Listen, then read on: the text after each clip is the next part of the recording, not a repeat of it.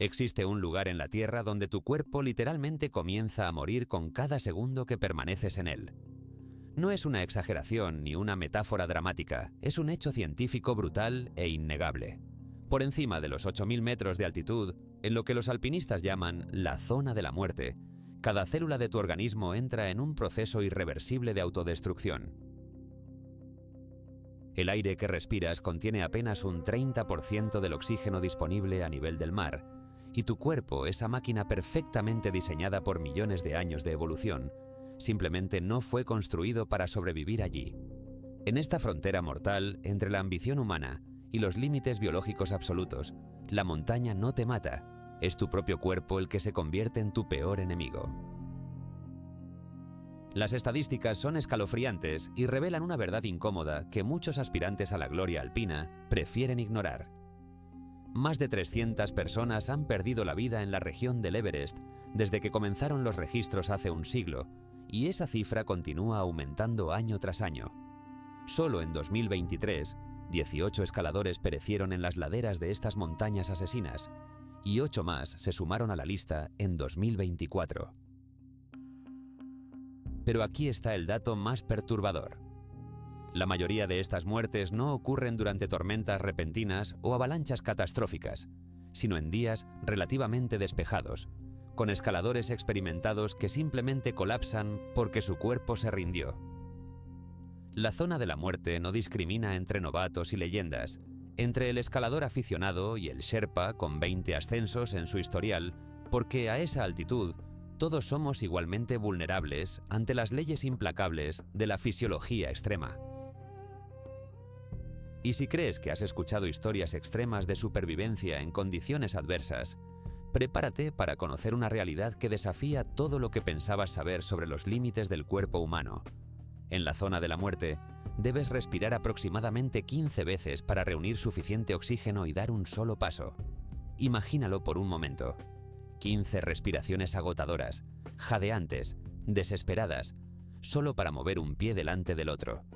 Tu corazón late frenéticamente intentando bombear sangre espesa como melaza a través de venas que se estrechan por el frío extremo. Tu cerebro, ese órgano que consume el 20% del oxígeno de tu cuerpo en condiciones normales, ahora debe funcionar con apenas una fracción de lo que necesita, provocando alucinaciones, desorientación y una sensación creciente de que nada de esto es real. Los vientos pueden superar fácilmente los 100 km por hora, arrancando cualquier calor que tu cuerpo desesperadamente intenta conservar, mientras la temperatura ambiente puede descender por debajo de los 40 grados bajo cero. Pero antes de continuar adentrándonos en este infierno vertical, déjame en los comentarios desde dónde nos estás viendo y si alguna vez has soñado con escalar una de estas montañas. Me encantaría saber qué te motiva a conocer estas historias y si después de lo que estás a punto de descubrir, cambiarías de opinión sobre desafiar la zona de la muerte. Y si aún no lo has hecho, suscríbete al canal La Cara B de la Montaña, porque aquí exploramos las historias más oscuras, perturbadoras y fascinantes del alpinismo extremo, esas que otros canales prefieren no contar.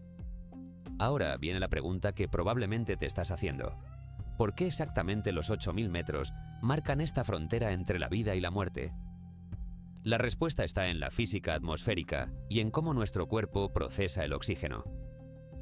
La presión atmosférica a 8.000 metros es aproximadamente un tercio de la presión a nivel del mar, lo que significa que incluso respirando con todas tus fuerzas, tus pulmones simplemente no pueden extraer suficiente oxígeno del aire enrarecido.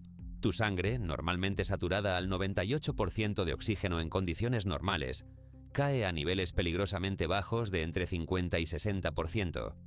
Para poner esto en perspectiva, en un hospital a nivel del mar, cualquier paciente con una saturación de oxígeno por debajo del 85% sería considerado en estado crítico y conectado inmediatamente a oxígeno suplementario.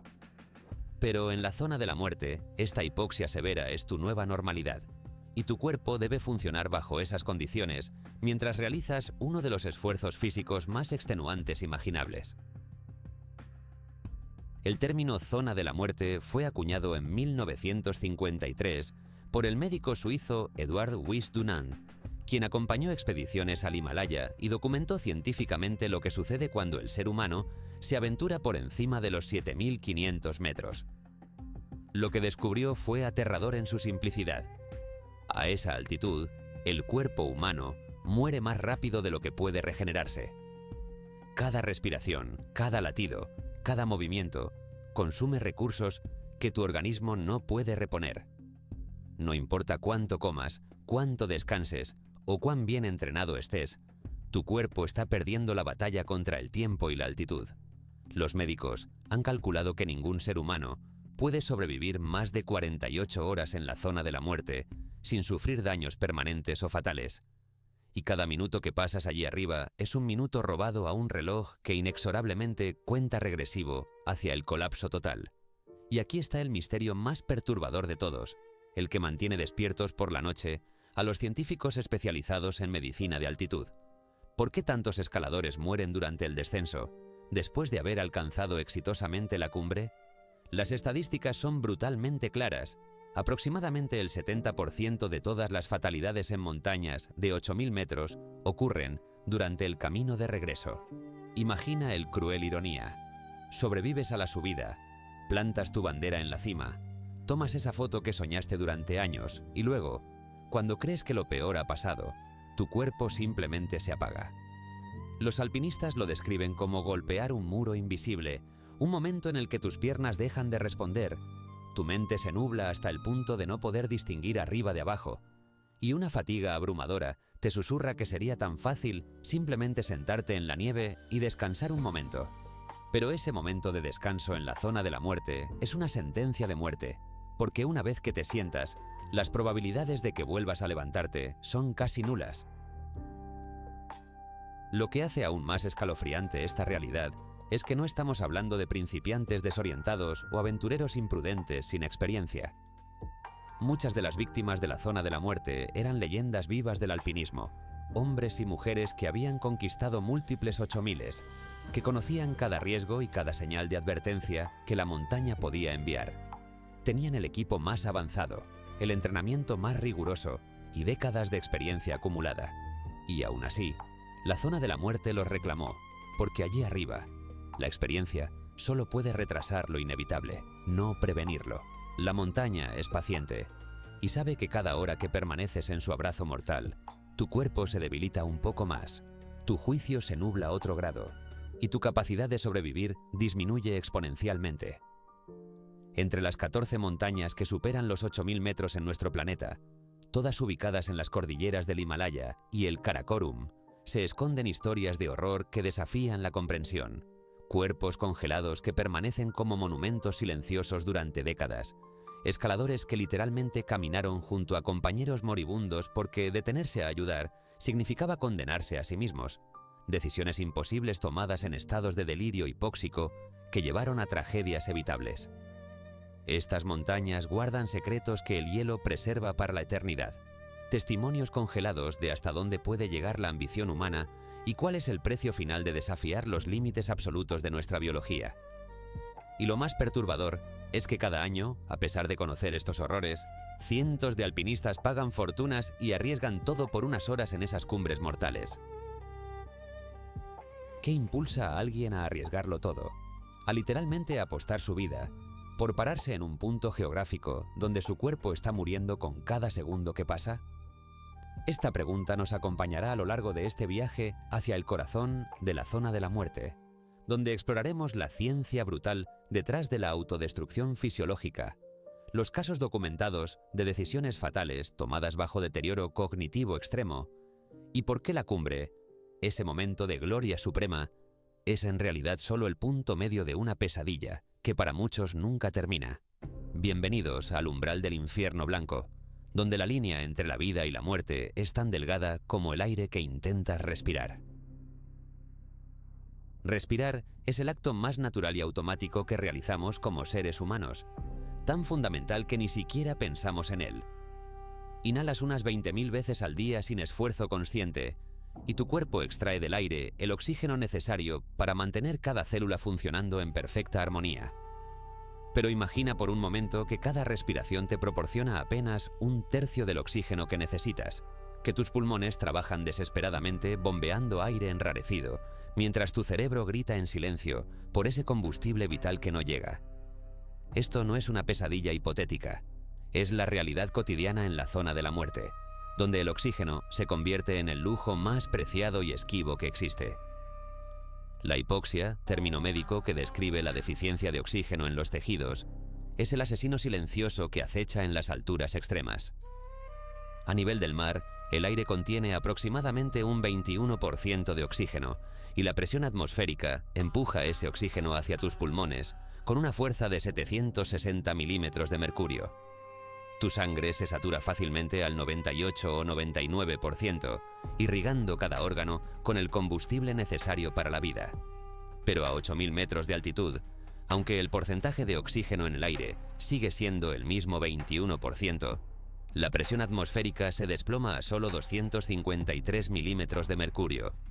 Esto significa que el aire es tan tenue, tan desesperadamente delgado, que incluso respirando con toda la fuerza de tus pulmones, simplemente no puedes extraer suficiente oxígeno para sobrevivir. Es como intentar respirar a través de una pajilla mientras corres un maratón, excepto que este maratón nunca termina y detenerte significa morir congelado. El cerebro humano, esa maravilla de la evolución que nos distingue como especie, es paradójicamente el órgano más vulnerable a la falta de oxígeno. Representa apenas el 2% de tu peso corporal, pero consume vorazmente el 20% de todo el oxígeno que inhalas. Cada segundo de cada minuto de cada hora, 100.000 millones de neuronas disparan señales eléctricas que controlan absolutamente todo lo que eres, desde tus pensamientos más complejos hasta tu capacidad de mover un dedo. Estas neuronas son criaturas hambrientas y desesperadamente frágiles, sin reservas de energía y totalmente dependientes de un suministro constante e ininterrumpido de oxígeno fresco. Cuando ese suministro se reduce a 1/3 de lo normal, como ocurre en la zona de la muerte, las neuronas comienzan a gritar en agonía química y tu cerebro inicia un descenso inevitable hacia el caos y la disfunción. Los primeros síntomas de la hipoxia son engañosamente sutiles, lo que los hace aún más peligrosos. Comienza con una ligera sensación de euforia inapropiada, una extraña desconexión de la realidad que los escaladores a menudo confunden con la emoción natural de estar en la montaña. Tu juicio se deteriora de manera tan gradual que no te das cuenta de que estás tomando decisiones irracionales. Olvidas cosas simples como ajustar tu arnés correctamente o verificar tus líneas de seguridad, errores que a nivel del mar nunca cometerías, pero que en la zona de la muerte pueden ser fatales. Tu tiempo de reacción se ralentiza dramáticamente, convirtiendo tareas mecánicas simples como cambiar un cartucho de oxígeno en acertijos imposiblemente complejos que pueden tomarte 20 minutos cuando deberían tomar 2. Y lo más aterrador es que mientras todo esto sucede, una voz en tu cabeza te susurra que estás perfectamente bien, que todo está bajo control, cuando en realidad tu cerebro está siendo sistemáticamente desmantelado por la falta de oxígeno. Pero la hipoxia no es simplemente un problema neurológico aislado, es una cascada sistémica de fallos que se propagan por todo tu cuerpo como fichas de dominó cayendo en cámara lenta. Tu sangre, normalmente fluida y llena de vida, comienza a espesarse de manera peligrosa. La deshidratación extrema causada por la respiración rápida y la humedad ultra baja del aire de altitud convierte tu torrente sanguíneo en una melaza viscosa que tu corazón debe bombear con un esfuerzo heroico. Las células rojas de la sangre, desesperadas por capturar cada molécula de oxígeno disponible, se multiplican frenéticamente en un proceso llamado policitemia, aumentando tu hematocrito a niveles que en condiciones normales serían considerados patológicos. Este engrosamiento de la sangre incrementa dramáticamente el riesgo de formación de coágulos, pequeños asesinos microscópicos que pueden viajar a tu cerebro causando un derrame cerebral o a tus pulmones provocando una embolia pulmonar fatal. El sistema cardiovascular entra en un estado de pánico permanente mientras lucha por compensar la imposible ecuación de la altitud extrema. Tu corazón, ese músculo incansable que late más de 100.000 veces al día, ahora debe trabajar al doble o triple de su ritmo normal. Las pulsaciones se disparan a 140, 160, incluso 180 latidos por minuto, no por esfuerzo físico, sino simplemente por existir en ese ambiente hostil. Cada latido bombea sangre espesa y pobremente oxigenada a través de arterias que se contraen por el frío extremo, creando una presión arterial peligrosamente elevada que puede causar hemorragias en órganos vitales. Los escaladores reportan sentir sus corazones golpeando contra sus costillas con tanta fuerza que pueden escuchar cada latido resonando en sus oídos, un recordatorio constante y aterrador de que su cuerpo está operando al límite absoluto de su capacidad. Y luego está el fenómeno verdaderamente aterrador de la vasoconstricción periférica, un mecanismo de supervivencia primitivo que tu cuerpo activa cuando detecta que no hay suficiente oxígeno para todos. Tu organismo toma una decisión brutal y calculada: sacrificar las extremidades para proteger los órganos vitales. Los vasos sanguíneos en tus dedos de manos y pies se cierran como válvulas, cortando deliberadamente el flujo de sangre caliente y oxigenada a esos tejidos. La lógica evolutiva es clara pero despiadada. Es mejor perder algunos dedos que perder la vida. Los escaladores describen sentir cómo sus dedos pasan de estar fríos a entumecidos y finalmente a completamente insensibles, transformándose en apéndices de madera muerta que ya no responden a las órdenes del cerebro. La congelación en la zona de la muerte no es un proceso lento y gradual. Puede ocurrir en cuestión de minutos si te quitas un guante para ajustar tu equipo, y una vez que el tejido se congela a nivel celular, el daño es irreversible. La privación crónica de oxígeno también desencadena cambios hormonales y metabólicos que convierten tu cuerpo en su peor enemigo. El cortisol, la hormona del estrés, se dispara a niveles astronómicos, catabolizando despiadadamente tu tejido muscular para obtener energía, porque tu metabolismo ya no puede procesar eficientemente los alimentos. Los escaladores pueden perder hasta 10 kilogramos de masa muscular en una sola expedición de 2 semanas, consumidos literalmente desde dentro por un cuerpo en modo de supervivencia extrema. El apetito desaparece completamente, no porque no tengas hambre, sino porque tu sistema digestivo, considerado no esencial por tu organismo en pánico, simplemente se apaga. Comer se convierte en una tarea nauseabunda que requiere fuerza de voluntad heroica, masticando y tragando alimentos que tu estómago rechaza, porque toda la sangre disponible está siendo desviada a tu corazón y cerebro.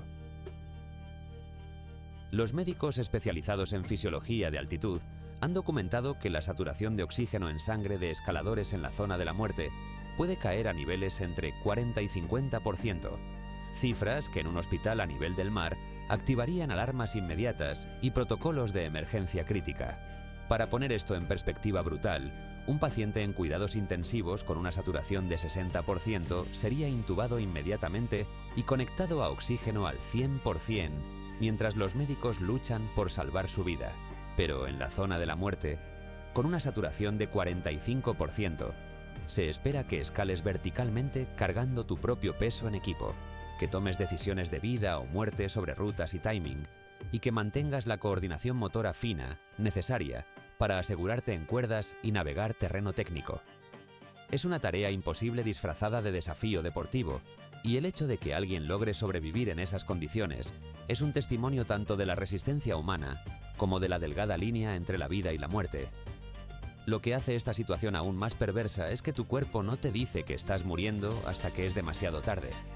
La hipoxia tiene un efecto anestésico sobre tu sentido de autopreservación, adormeciendo las alarmas internas que normalmente te gritarían que te detengas, que descanses, que busques ayuda. Los escaladores han descrito sentirse extrañamente en paz, incluso mientras sus cuerpos colapsan, una serenidad artificial creada por un cerebro que ya no tiene suficiente oxígeno para generar el pánico apropiado ante el desastre inminente. Esta traición biológica ha cobrado innumerables vidas de alpinistas que simplemente se sentaron a descansar un momento, convencidos de que estaban bien, solo para nunca volver a levantarse. El oxígeno, esa molécula simple de 2 átomos que damos por sentada con cada respiración, se revela como el titiritero invisible que controla cada aspecto de nuestra existencia. Y en la zona de la muerte, cuando ese titiritero afloja las cuerdas, el espectáculo termina de manera abrupta y final. Imagina que tu cerebro, ese órgano protegido por el cráneo más duro de tu cuerpo, comienza a hincharse lentamente dentro de esa caja ósea que no puede expandirse.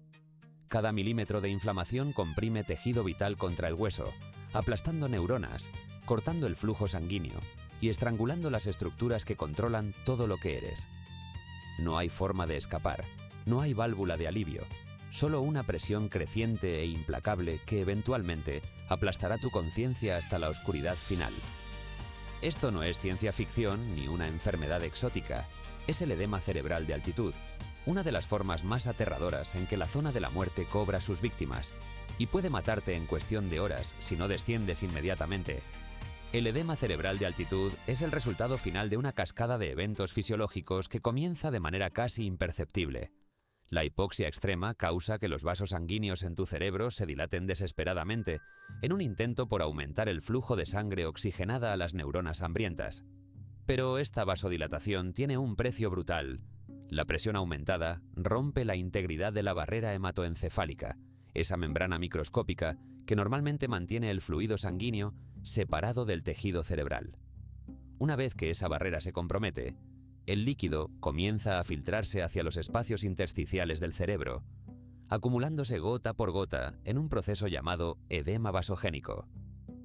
Al mismo tiempo, las propias células cerebrales comienzan a hincharse porque sus bombas de sodio y potasio, dependientes de energía que ya no pueden generar sin oxígeno suficiente, fallan catastróficamente.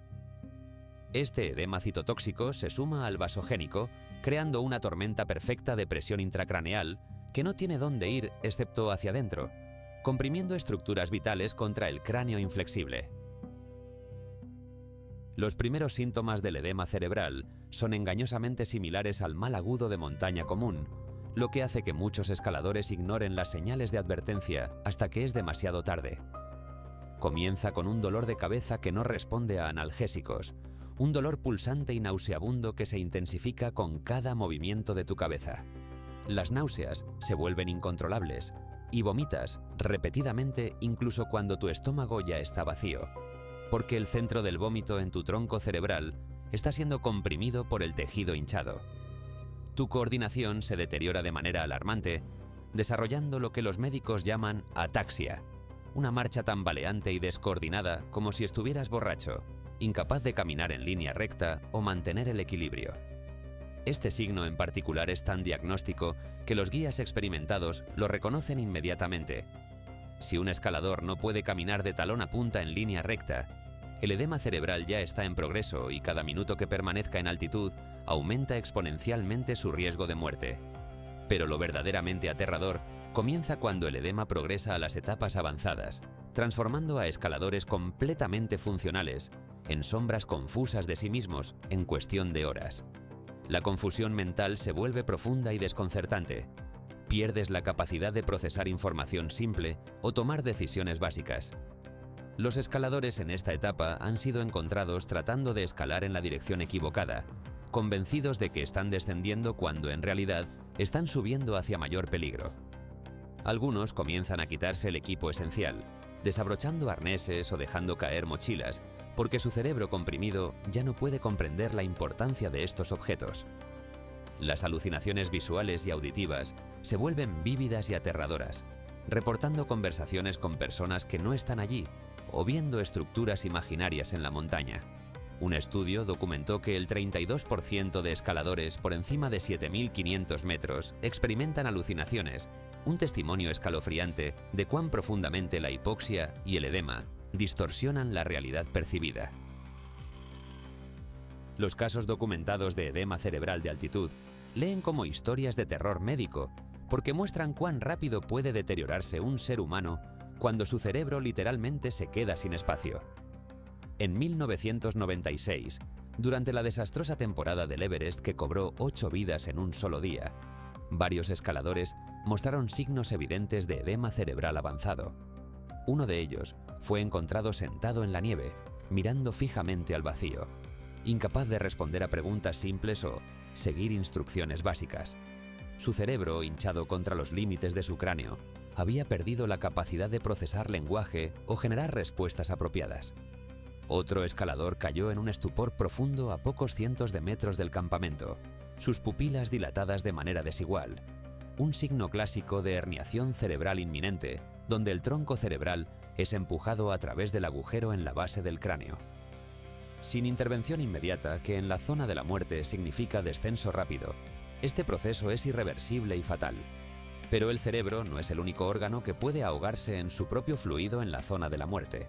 El edema pulmonar de altitud es igualmente letal y puede desarrollarse con aterradora rapidez, convirtiendo tus pulmones en esponjas empapadas incapaces de transferir oxígeno a tu sangre. La fisiopatología es perversa en su simplicidad. La hipoxia causa vasoconstricción de las arterias pulmonares en un intento mal dirigido de redirigir la sangre a áreas mejor oxigenadas de los pulmones. Pero a gran altitud, donde no hay áreas bien oxigenadas, esta vasoconstricción aumenta dramáticamente la presión en el sistema vascular pulmonar. Los capilares, esos vasos microscópicos donde ocurre el intercambio de oxígeno, literalmente revientan bajo la presión, derramando líquido rico en proteínas hacia los alvéolos, los pequeños sacos de aire donde debería ocurrir la respiración, gota por gota, respiración por respiración. Tus pulmones se llenan de fluido rosado y espumoso, ahogándote desde dentro mientras el aire puro de la montaña permanece cruelmente inaccesible a solo milímetros de distancia. Los síntomas del edema pulmonar comienzan sutilmente, pero progresan con velocidad terrorífica. Primero notas que estás más sin aliento de lo normal, lo cual es fácil de atribuir a la altitud o al esfuerzo físico. Pero luego la disnea se vuelve desproporcionada, jadeando desesperadamente incluso en reposo, sintiendo como si te estuvieras ahogando en aire seco.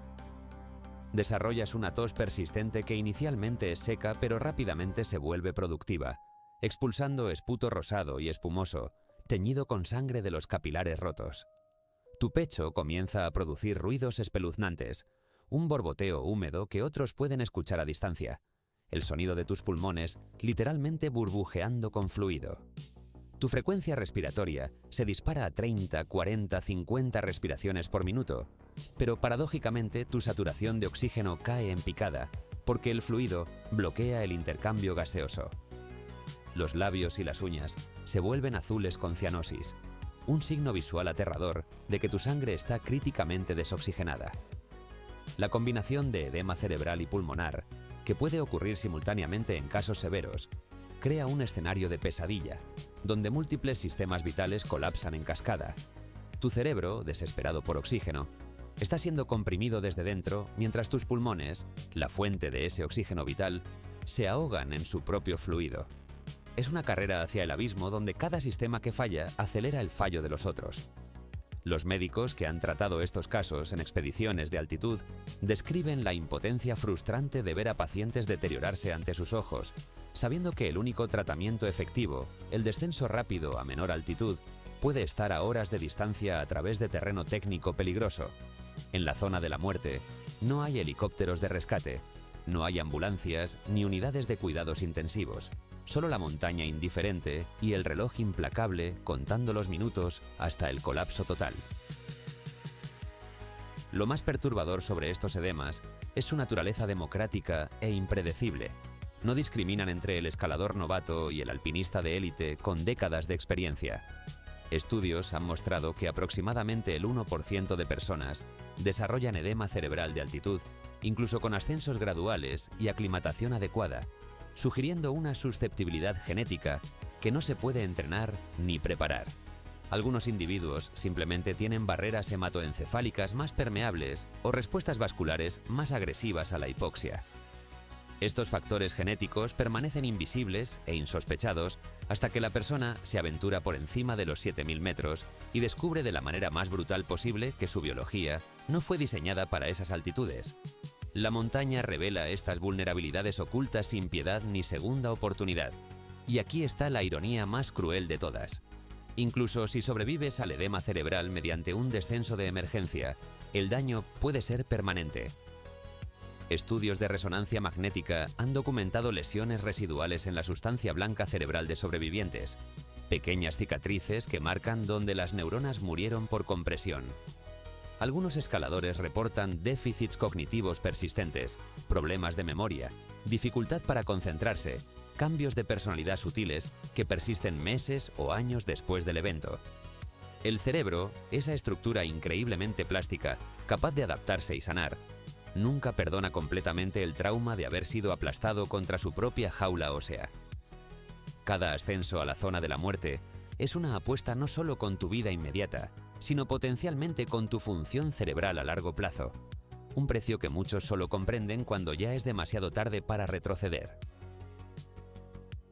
Tu cerebro es la computadora biológica más sofisticada del universo conocido, capaz de procesar millones de señales simultáneamente, de crear arte, resolver ecuaciones imposibles y navegar situaciones de vida o muerte con precisión milimétrica. Pero cuando lo privas del 30% de su oxígeno durante horas, esta máquina perfecta comienza a generar realidades alternativas aterradoramente convincentes. Las alucinaciones en la zona de la muerte no son simples distorsiones visuales pasajeras, son experiencias completamente inmersivas que pueden convencerte de que estás cenando con tu familia en tu casa, mientras en realidad estás sentado en una cornisa helada a 8.000 metros de altitud. Este deterioro cognitivo extremo ha cobrado más vidas que las avalanchas o las caídas, porque cuando tu cerebro te traiciona en la montaña más mortal del planeta, cada decisión que tomas está basada en una realidad que simplemente no existe. La neurociencia detrás de estas alucinaciones revela un proceso aterrador de desintegración cerebral progresiva. Tu corteza prefrontal, la región responsable de la toma de decisiones racionales y el juicio, es extremadamente sensible a la hipoxia porque sus neuronas tienen una demanda metabólica altísima. Cuando el oxígeno escasea, estas neuronas comienzan a disparar de manera errática y descoordinada, generando señales fantasma que tu cerebro interpreta como información sensorial real. Simultáneamente, el hipocampo, encargado de la memoria y la orientación espacial, comienza a fallar espectacularmente, haciendo que pierdas la capacidad de distinguir entre pasado y presente, entre recuerdos y realidad actual. Los neurotransmisores, como la dopamina y la serotonina, se desregulan completamente, creando estados mentales similares a la esquizofrenia o las psicosis inducidas por drogas. Pero a diferencia de un episodio psicótico en un entorno seguro, estas alucinaciones ocurren mientras navegas terreno mortal, donde un solo paso en falso significa una caída de 1000 metros hacia la muerte. Los casos documentados de deterioro cognitivo en la zona de la muerte leen como relatos de ciencia ficción, excepto que son testimonios verificados de alpinistas que sobrevivieron para contarlos. Durante la expedición británica al Everest de 1933, el legendario alpinista Frank Smythe reportó haber tenido una conversación completa con un compañero invisible durante su intento de cumbre en solitario. Describió cómo dividió su pastel de menta en 2 mitades para compartirlo con este compañero fantasma, ofreciéndole educadamente la mitad antes de darse cuenta, con horror creciente, de que estaba completamente solo. Smythe también reportó ver 2 objetos oscuros flotando en el cielo, que se mantenían a distancia constante, pulsando y cambiando de forma, convencido de que eran algún tipo de presencia sobrenatural observándolo.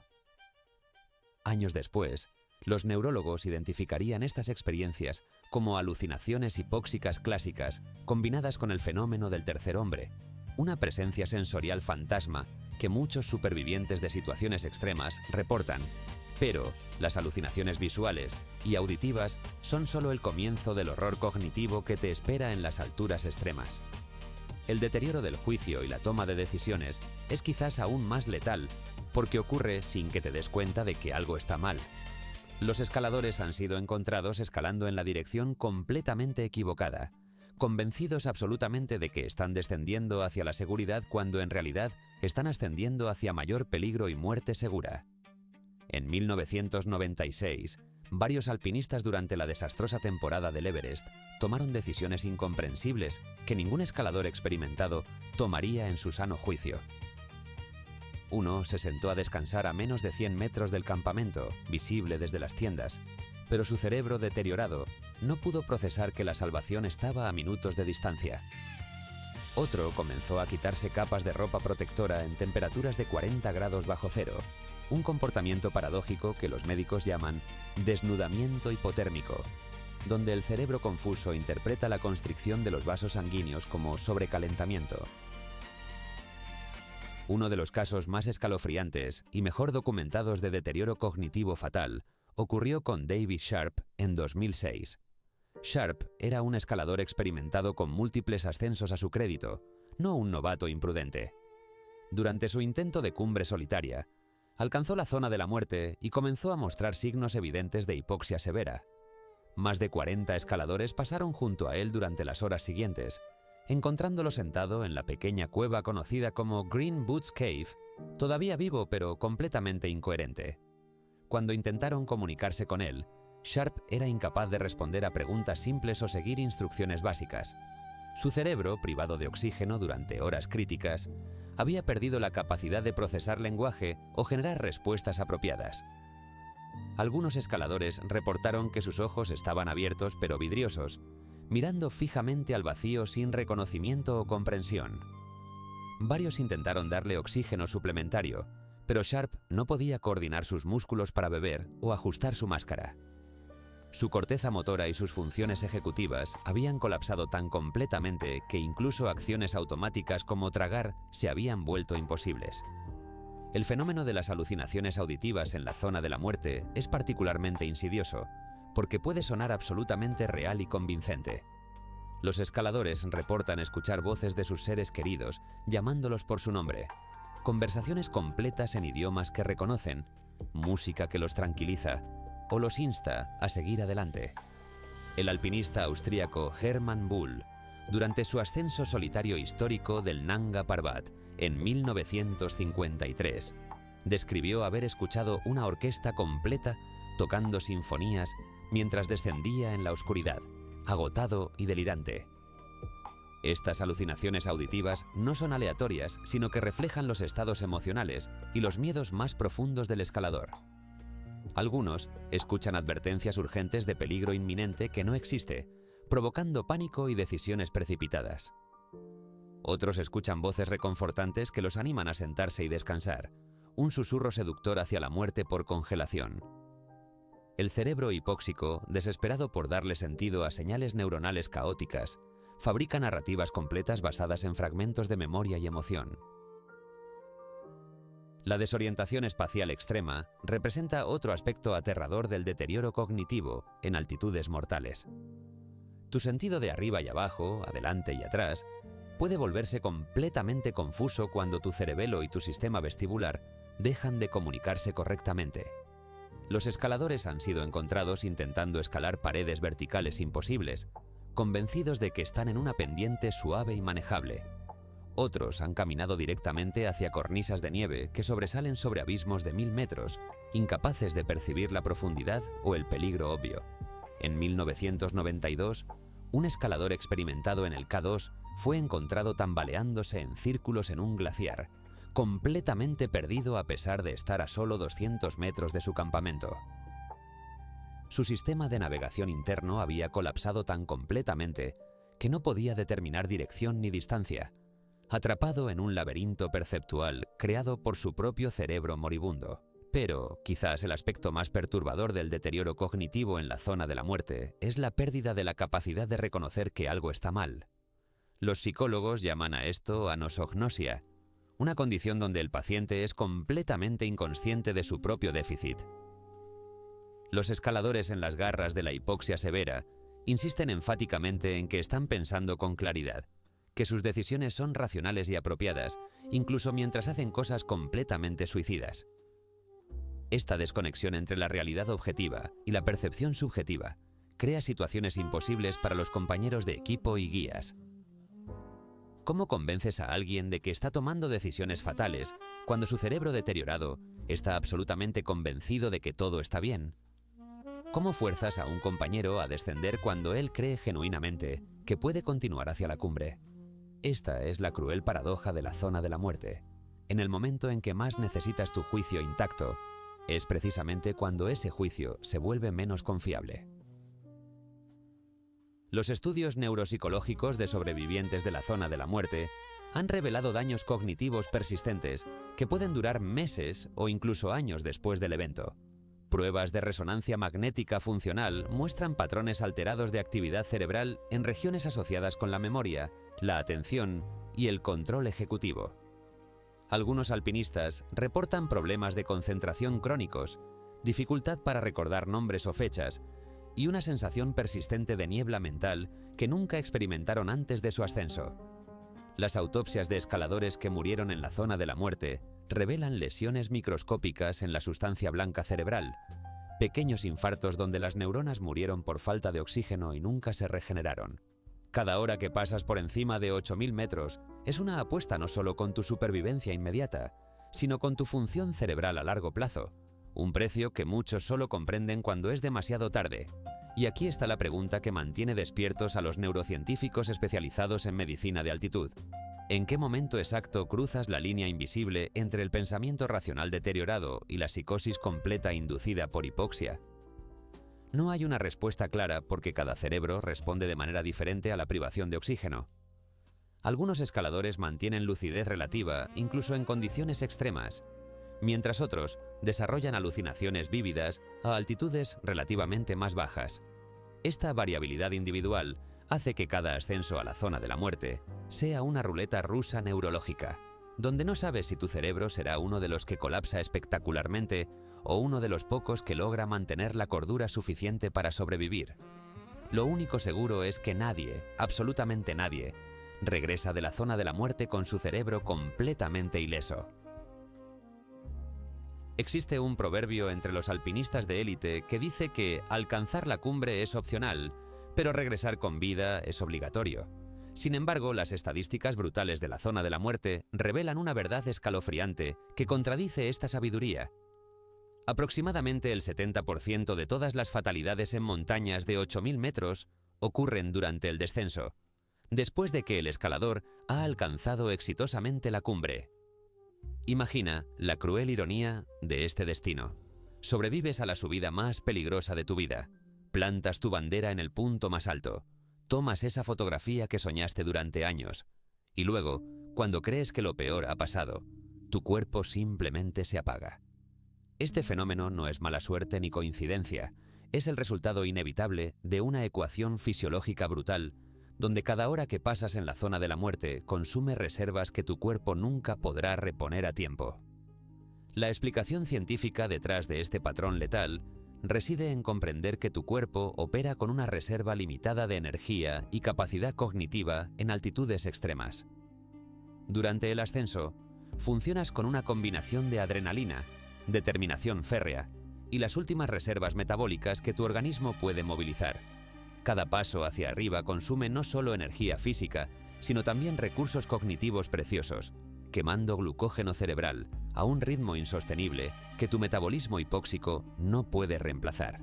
Tu corteza prefrontal, responsable del juicio y la planificación, está operando al límite absoluto de su capacidad, tomando decisiones críticas sobre rutas, timing y seguridad, mientras está siendo sistemáticamente privada del oxígeno que necesita. Cuando finalmente alcanzas la cumbre, después de 8, 10 o 12 horas de esfuerzo extenuante en la zona de la muerte, has agotado la mayoría de tus reservas físicas y mentales. Pero aquí está el problema mortal. Todavía estás solo a mitad de camino de tu objetivo real, que es regresar vivo al campamento. Uno de los casos más documentados y devastadores de colapso durante el descenso ocurrió durante la catástrofe del Everest de 1996, cuando 8 personas murieron en un solo día, a pesar de que muchas habían alcanzado la cumbre exitosamente.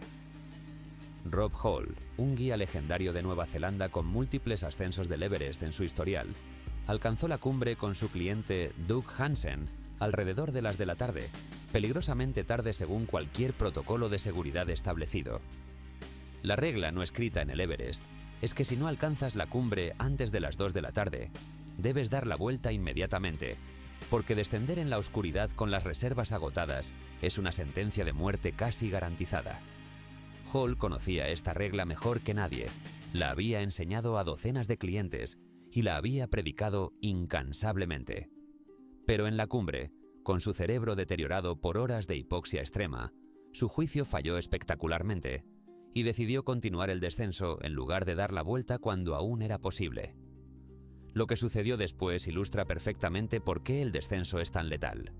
Hall y Hansen comenzaron a bajar, pero sus cuerpos, que habían funcionado con adrenalina pura durante el ascenso, simplemente se quedaron sin combustible. Hansen colapsó primero, incapaz de dar un paso más, sus piernas negándose a responder a las órdenes de su cerebro. Hall, a pesar de su propia condición deteriorada, se negó a abandonar a su cliente. Una decisión emocionalmente noble, pero prácticamente fatal. Pasaron horas en la zona de la muerte mientras sus cuerpos se congelaban célula por célula, sus reservas de oxígeno se agotaban y su capacidad cognitiva se desintegraba. Hall logró hacer una última llamada por radio a su esposa, quien estaba embarazada en Nueva Zelanda. Una conversación desgarradora donde él sabía que estaba muriendo, pero su cerebro hipóxico no podía generar las palabras para expresarlo completamente. Sus últimas palabras registradas fueron una petición escalofriante, que por favor no se preocupara demasiado por él. Pero el colapso físico no es la única razón por la que el descenso cobra tantas vidas. El fenómeno psicológico de la relajación postcumbre es igual de letal y mucho más insidioso. Durante el ascenso, tu mente está hiperfocalizada en el objetivo. Cada decisión está filtrada a través del prisma de alcanzar la cumbre de manera segura. Esta concentración intensa, aunque agotadora, mantiene tu cerebro funcionando a un nivel relativamente alto a pesar de la hipoxia. Pero en el momento en que tocas la cima y tomas esa foto de victoria, tu cerebro experimenta una liberación masiva de dopamina y endorfinas, una recompensa química por haber alcanzado el objetivo que te trajo hasta aquí.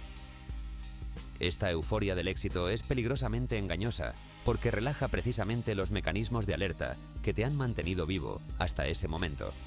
Los escaladores describen sentirse casi borrachos de alegría en la cumbre, una sensación de invencibilidad y alivio que oculta la realidad brutal de que el verdadero desafío de supervivencia apenas está comenzando.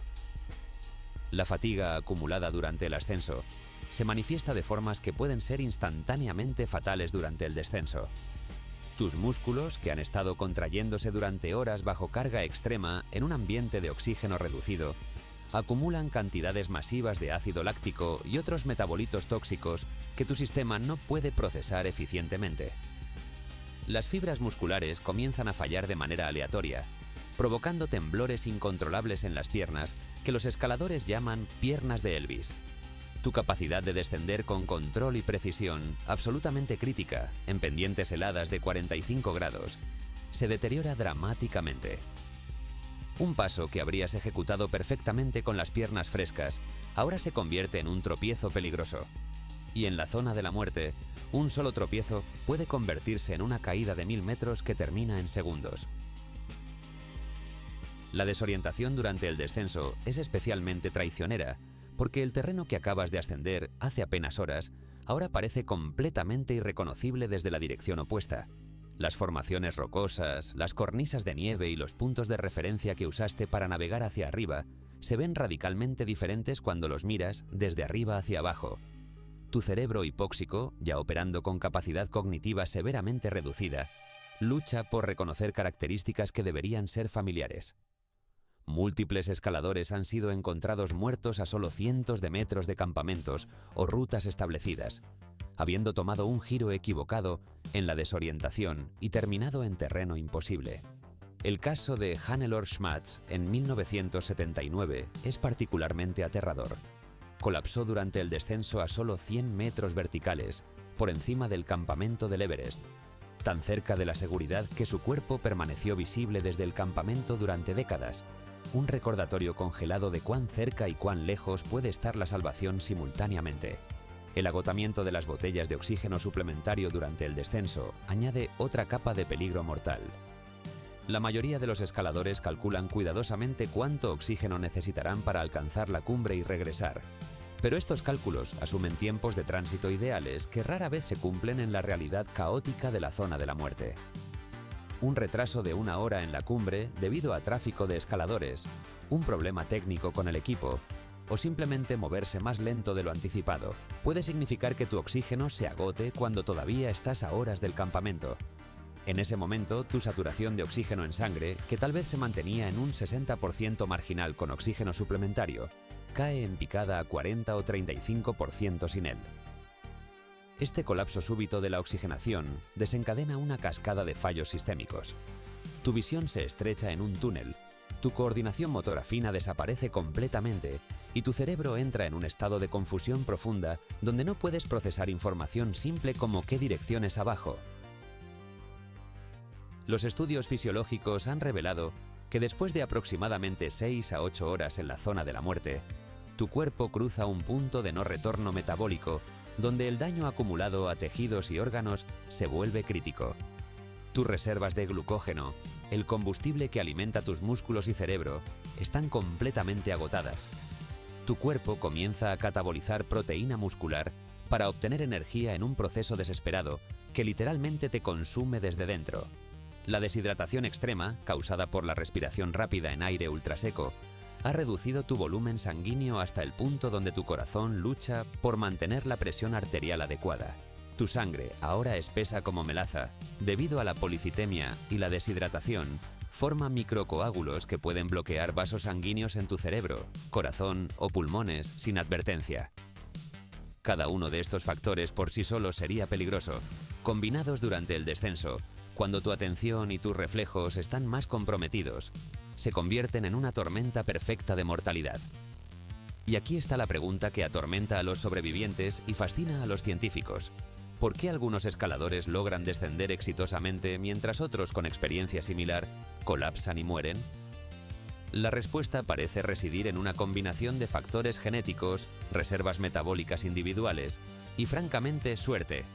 Algunos individuos simplemente tienen una capacidad superior para funcionar bajo hipoxia extrema, una ventaja genética que permanece oculta hasta que se prueba en las condiciones más extremas imaginables. Otros tienen una determinación psicológica casi sobrehumana que les permite continuar moviendo un pie delante del otro, incluso cuando cada célula de su cuerpo grita que se detengan. Pero incluso con todas las ventajas posibles, nadie desciende de la zona de la muerte sin pagar un precio, ya sea en dedos congelados, daño cerebral permanente o simplemente años de vida robados por el estrés extremo impuesto a cada sistema del cuerpo. Hay más de 200 cuerpos congelados permanentemente en las laderas del monte Everest y más de 300 distribuidos entre todas las montañas de 8.000 metros del planeta. No son estadísticas abstractas en un informe médico, son seres humanos reales, cuyos últimos momentos fueron de terror incomprensible, confusión hipóxica y la realización escalofriante de que nunca volverían a casa. Estos cuerpos permanecen exactamente donde cayeron, algunos hace décadas, preservados perfectamente por el frío extremo como instantáneas congeladas de ambición que se encontró con límites biológicos absolutos. Se han convertido en macabros puntos de referencia que los escaladores modernos usan para navegación, apodos como Botas Verdes, la Bella Durmiente o el Durmiente Alemán, reduciendo tragedias humanas complejas a simples marcadores en una ruta mortal. Esta es la pregunta que debemos hacernos mientras contemplamos este cementerio vertical. ¿Qué impulsa exactamente al ser humano a arriesgarlo todo, a literalmente apostar su vida y cordura, por pararse en un punto geográfico donde cada segundo que permanece allí, su cuerpo se autodestruye célula por célula? La respuesta fácil sería simplemente atribuirlo a la búsqueda de gloria, al deseo de fama o reconocimiento, a la posibilidad de convertirse en leyenda. Pero esta explicación superficial no captura la complejidad psicológica de por qué personas inteligentes, racionales, con familias que los aman y carreras exitosas, deciden adentrarse voluntariamente en la zona de la muerte. Los alpinistas de élite describen algo mucho más profundo e indefinible, una necesidad casi espiritual de probar los límites absolutos de la capacidad humana, de descubrir qué versión de sí mismos emerge cuando todo lo superfluo es despojado por el ambiente más hostil del planeta. En la zona de la muerte no puedes fingir, no puedes esconderte detrás de máscaras sociales o logros materiales. Eres reducido a tu esencia más primitiva, un animal luchando por sobrevivir contra fuerzas que no comprende ni puede controlar. Para algunos, esta brutal honestidad es adictiva de una manera que ninguna otra experiencia humana puede replicar. Los psicólogos que estudian el comportamiento de riesgo extremo han identificado varios factores que predisponen a ciertas personas hacia estas actividades mortales. Existe evidencia de diferencias neurológicas reales en cómo procesan el miedo y la recompensa, con estudios de resonancia magnética mostrando que los cerebros de alpinistas de élite muestran activación reducida en la amígdala cuando se enfrentan a estímulos aterradores. No es que no sientan miedo, es que su cerebro procesa esa información de manera fundamentalmente diferente, permitiéndoles funcionar en situaciones donde la mayoría de las personas quedarían paralizadas. También hay componentes de personalidad consistentes. altos niveles de búsqueda de sensaciones, tendencias hacia el perfeccionismo obsesivo y, paradójicamente, una capacidad inusual para tolerar la incertidumbre mientras simultáneamente intentan controlar cada variable posible.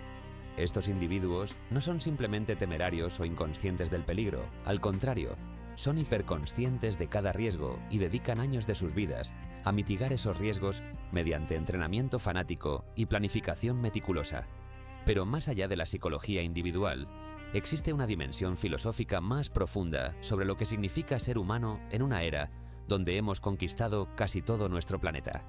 Hemos cartografiado cada rincón de la Tierra, hemos domado ríos con represas masivas, hemos cubierto continentes con ciudades brillantes, donde la naturaleza ha sido completamente subjugada a la voluntad humana. En este contexto de comodidad y control casi total, las montañas de 8.000 metros representan uno de los últimos lugares genuinamente salvajes, donde la naturaleza todavía reina suprema e indiferente. No puedes sobornar a la montaña, no puedes negociar con la hipoxia, no puedes intimidar al edema cerebral con tu título universitario o tu cuenta bancaria. La zona de la muerte es el gran igualador, donde el millonario y el guía Sherpa enfrentan exactamente los mismos desafíos fisiológicos brutales. Para algunos, esta es precisamente la atracción, la oportunidad de enfrentar un desafío puramente físico y mental, donde el éxito o el fracaso depende únicamente de tu preparación, determinación y las capacidades inherentes de tu cuerpo. El legado de aquellos que murieron en la zona de la muerte es complejo y frecuentemente malinterpretado por quienes nunca han sentido el llamado de la montaña. Es fácil, desde la comodidad y seguridad de nuestras casas, juzgar estas muertes como desperdicios sin sentido, tragedias evitables causadas por ambición egoísta. Pero muchos de estos alpinistas fallecidos vivieron vidas más plenas e intensas en sus años truncados que muchas personas logran en existencias largas pero mundanas. Experimentaron momentos de belleza absoluta que desafían descripción, amaneceres sobre océanos de nubes que se extienden hasta el horizonte en todas direcciones, la camaradería profunda forjada con compañeros que literalmente confían sus vidas mutuamente, y esos raros momentos de claridad perfecta cuando cada acción es intencional y cada sentido está completamente vivo.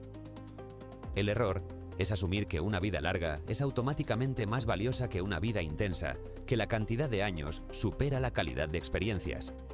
Los familiares de escaladores que murieron en la zona de la muerte frecuentemente expresan sentimientos contradictorios de orgullo y devastación. Orgullo porque su ser querido persiguió sus sueños hasta el final. Vivió auténticamente según sus valores, incluso cuando esos valores los llevaron a territorio peligroso. Devastación por la ausencia abrumadora, por las conversaciones que nunca tendrán, por los nietos que nunca conocerán a sus abuelos aventureros. Muchos reportan que, aunque cambiarían cualquier cosa por tener a su ser querido de vuelta, no cambiarían quién era esa persona ni sus elecciones fundamentales, porque hacerlo sería borrar la esencia misma de lo que los hacía especiales. Esta tensión entre respetar la autonomía individual y el dolor de la pérdida es algo con lo que estas familias luchan por el resto de sus vidas. Y entonces debemos confrontar la pregunta más incómoda de todas. ¿Vale la pena? ¿Vale la pena arriesgar todo, tu vida, tu cordura, tu bienestar físico permanente, por unas horas en la cumbre de una montaña? La respuesta honesta es que depende completamente de quién estés preguntando. Para algunos alpinistas, alcanzar la cumbre del Everest, o el K2, es el logro definitorio de sus vidas, un momento de trascendencia personal que justifica todos los sacrificios y riesgos. Para otros, incluso aquellos que tienen éxito, la experiencia deja cicatrices físicas y psicológicas que los persiguen durante años. Algunos regresan con dedos amputados, daño cerebral permanente, trauma psicológico de haber presenciado muertes o haber tomado decisiones imposibles sobre a quién ayudar y a quién dejar atrás. El costo no se limita solo al escalador, sino que se propaga en ondas hacia sus familias, que viven con ansiedad constante durante las expediciones y a veces deben lidiar con las consecuencias de discapacidades permanentes o muerte. La zona de la muerte nos fuerza a confrontar verdades incómodas sobre la condición humana que preferíamos ignorar. Nos recuerda que somos fundamentalmente animales biológicos con limitaciones absolutas, codificadas en nuestro ADN, que no importa cuán avanzada sea nuestra tecnología o cuán sofisticada nuestra medicina, existen lugares en este planeta donde simplemente no podemos sobrevivir. Esta realización es simultáneamente humillante y de alguna manera tranquilizadora. Una admisión de que no somos los amos absolutos del universo, sino participantes vulnerables en un cosmos indiferente. También plantea cuestiones filosóficas profundas sobre libre albedrío versus determinismo, sobre si realmente elegimos nuestras obsesiones o si estamos programados genéticamente hacia ciertos comportamientos de búsqueda de riesgo. ¿El alpinista extremo realmente elige escalar o está simplemente respondiendo a impulsos neuroquímicos que no puede controlar completamente? Si has llegado hasta aquí en este viaje, hacia el corazón de la zona de la muerte, te invito a que te suscribas al canal La Cara B de la Montaña, donde continuaremos explorando las historias más oscuras, fascinantes y humanas del alpinismo extremo. Porque estas historias importan, no como simple entretenimiento morboso, sino como ventanas hacia los límites de la experiencia y resistencia humana.